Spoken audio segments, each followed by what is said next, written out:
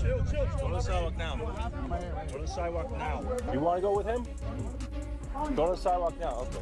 No, chill. I'm out of jail, guys, and I'm about to take my first shower since getting. When that Miami footage of Jack Doherty hit the internet, it spread so fast you would have thought someone pulled the fire alarm on social media. The yelling, the ego, the duel challenge, the way he tried standing toe-to-toe with police while recording content like he was unstoppable, it had people staring at their screens like, oh, this man has officially lost the plot. And what made it even crazier was the reaction. People weren't confused. They weren't shocked. They weren't defending him. They were actually celebrating, like the entire timeline had been waiting for this moment for months. But before we go any deeper into the charges, the drugs, the backlash, the dark allegations, the CPS incident, the car crash, the lawsuits, the mess, do me a quick favor, hit like, subscribe, and turn on notifications, because this situation took a sharp left that nobody expected, and the details behind this arrest might be the biggest wake-up call Jack has ever had. Chill. Go to the sidewalk now. Go to the sidewalk now. You want to go with him? Funny. Go to the sidewalk now. Now let's talk about why people suddenly think this might finally be the moment everything catches up to him. The arrest itself was messy, loud, and honestly embarrassing in a way that only Jack could pull off. Police repeatedly told him to step onto the sidewalk, to chill out, to follow basic instructions, and instead of listening like a normal person, he chose to escalate it. Challenging an officer to a duel in the middle of Miami Beach while filming content made it clear that he wasn't just being dramatic, he was out of control. And when detectives searched him, that's when things really shifted. Inside his pocket, they found a half-orange pill marked with a 3, which officers said, Got out of jail, guys, and I'm about to take my first shower since getting out. Jail is so freaking dirty, and I didn't want to take a shower in there, so I'm just grateful to be back in my. Matched a Schedule II amphetamine. They also found a black container holding 3 hand-rolled weed joints. Suddenly, everything people saw in the video made a lot more sense. The yelling, the slurred confidence, the wild energy, the refusal to follow simple directions. It was all connected. And once that got out, even Miami Beach officials started roasting him publicly, calling him an antagonizer, and basically saying the city wasn't about to tolerate his circus. But while the internet was laughing and clowning the moment, nobody realized what those charges actually meant. When the details dropped, that's when the memes turned into genuine shock. But the relationship was real. The relationship was real. We were talking for 6 months before I even showed my face on camera, and I didn't have an OnlyFans or anything. I actually didn't want to do it. I was so against it. It was against everything that I was, raised with, and it just really bothered me, but he told me he'd send me back home if I did it, so I did it. No.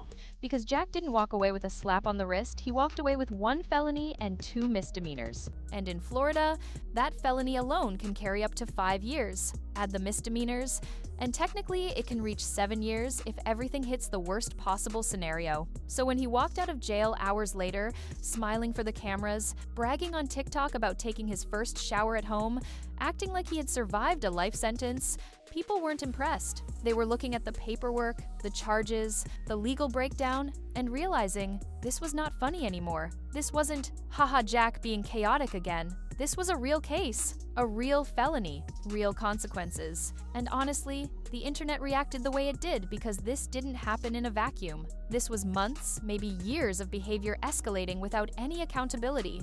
You guys get out of my house. I didn't let you. I didn't say you can come in. She's letting us in. She doesn't own this house. I didn't say you can come in my house. Her address is I don't on care. here. She's a resident here. I don't care. You guys aren't allowed in my house. We're not here to have a hard You guys aren't allowed in my house. Yeah. But like, what's this about? I'm so confused. She'll explain everything to you. She just can't explain it with confidential. other people not involved. Basically, that's the only thing. You're a baby daddy?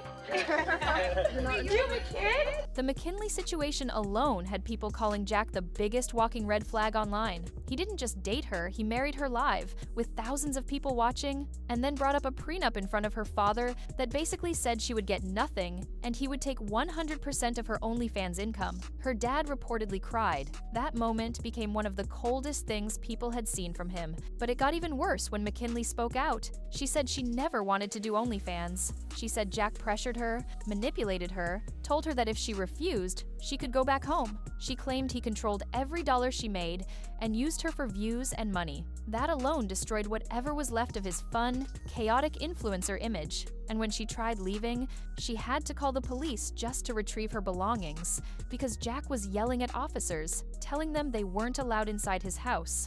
That clip alone had the internet saying, "Oh yeah, this is exactly why nobody is surprised he's being arrested now." But even outside relationships, what you gonna do about it, bitch? What you gonna do? What you gonna do?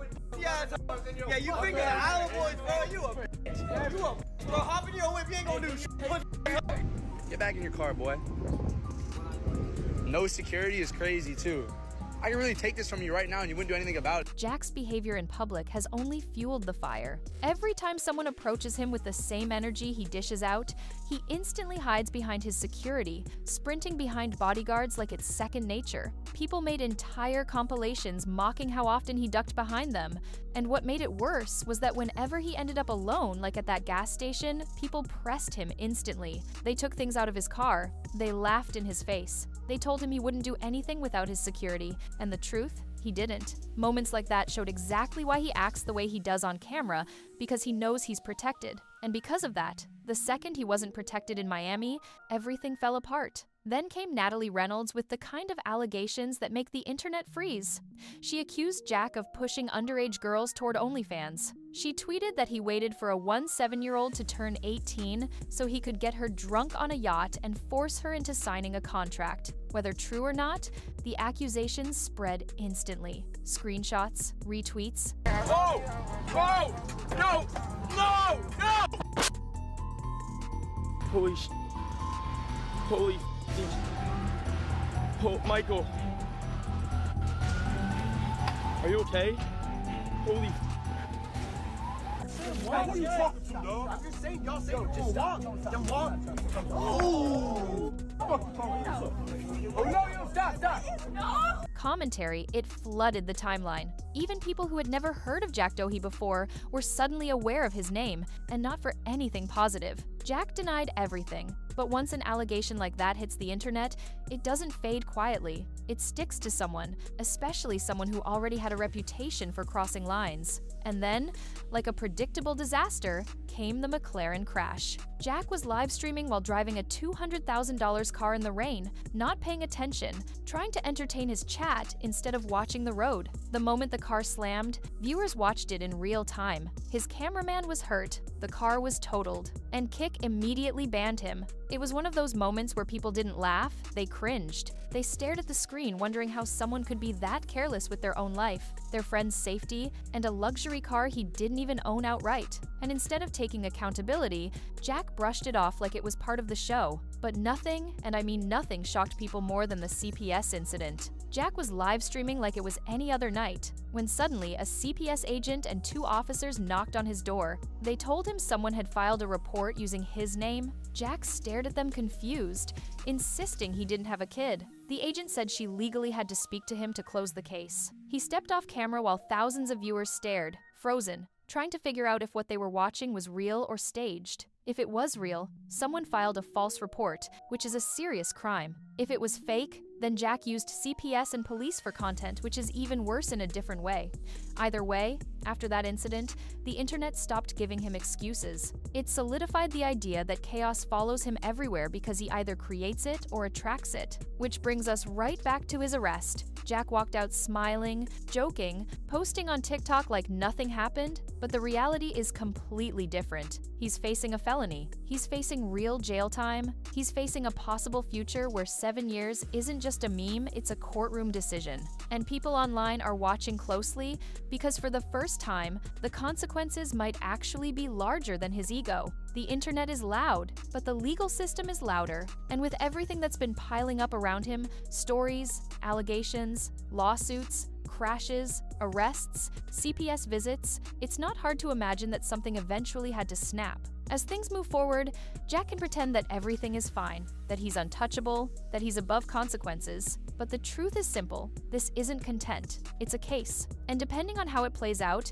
it might be the moment that forces him to face everything he's been running from, everything he's been hiding behind security for, everything he's been live streaming through. Because now, this isn't just drama. This is real. And if anything else drops any footage, any updates, any statements, I'll be right here breaking it down the second it happens. And the craziest part about all of this is that Jack genuinely seems convinced that none of it will stick, like the world will just move on because he posted a shower video and cracked a joke about being dirty in jail. What he doesn't understand is that the internet has shifted. People aren't treating him like a chaotic prankster anymore. They're treating him like someone whose life is slowly spiraling in real time. Someone who keeps poking the bear and acting shocked every time the bear finally turns around. And when you look at the timeline, every crash, every meltdown, every reckless live stream, every lawsuit, every moment he pushed things a little further for content, it all feels like one long countdown. No one realized they were watching. This arrest didn't come out of nowhere. It came from months of warnings, red flags, escalations, and decisions that piled high enough to finally collapse. And now, with up to 7 years hanging over him, people are watching not for entertainment, but out of morbid curiosity, waiting to see if this is finally the moment he has to sit still, face himself, and realize that the internet can't save him from the real world. Because whether he believes it or not, something has shifted, and this time the fall might actually be real.